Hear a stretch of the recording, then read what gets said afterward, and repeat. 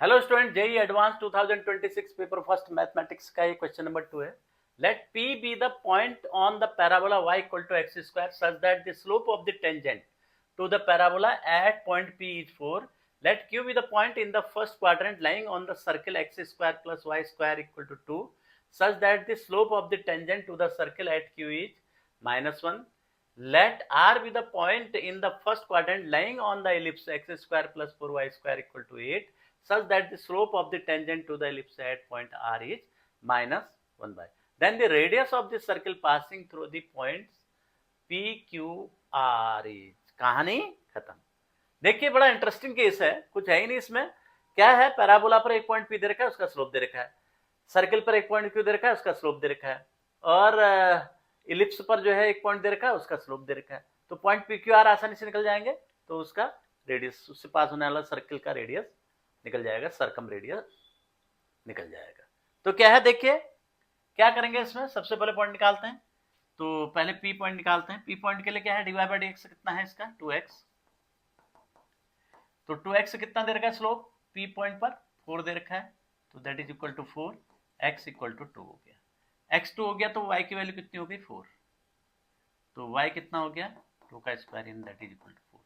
तो P point क्या आ गया 2,4. P पॉइंट आ गया.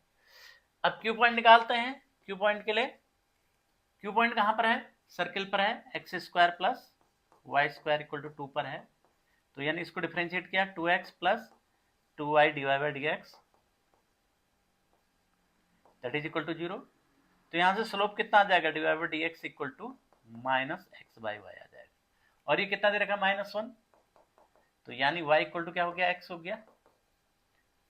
y इक्वल टू x इसमें रख दो सर्कल की इक्वेशन में. तो x square plus x square equal to 2. तो 2x square equal to 2, x square equal to 1, x equal to plus -1. अब प्लस -1 ये कहाँ कह रहा है कि Q is the point in the first quadrant. तो x नेगेटिव हो नहीं सकता है. तो x इक्वल टू 1 हो गया.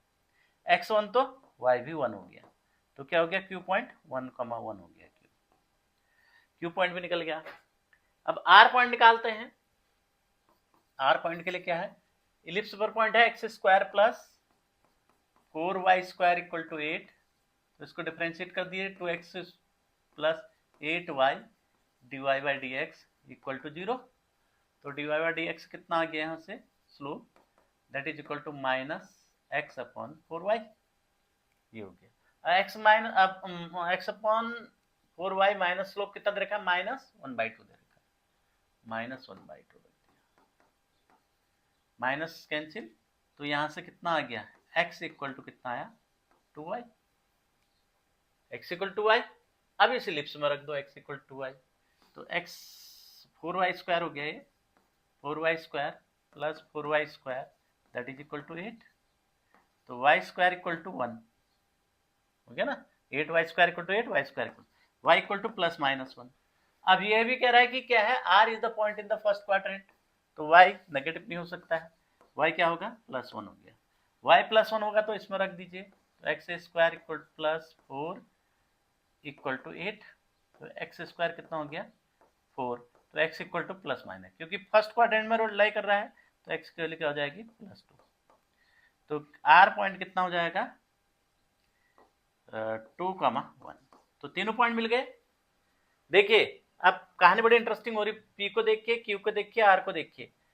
एक इसका x कोऑर्डिनेट सेम है 2 2, x कोऑर्डिनेट सेम है तो y एक्सिस के परपेंडिकुलर लाइन ऐसे बन जाएगी. तो P ये हो जाएगा P 2,4 और R ये हो जाएगा 2,1. और Q और R में y कोऑर्डिनेट सेम है, y कोऑर्डिनेट सेम है तो ये x एक्सिस के पैरेलल लाइन बन जाएगी. Q ये आ जाएगा 1,1. तो ये राइट एंगल ट्राइंगल बन गया.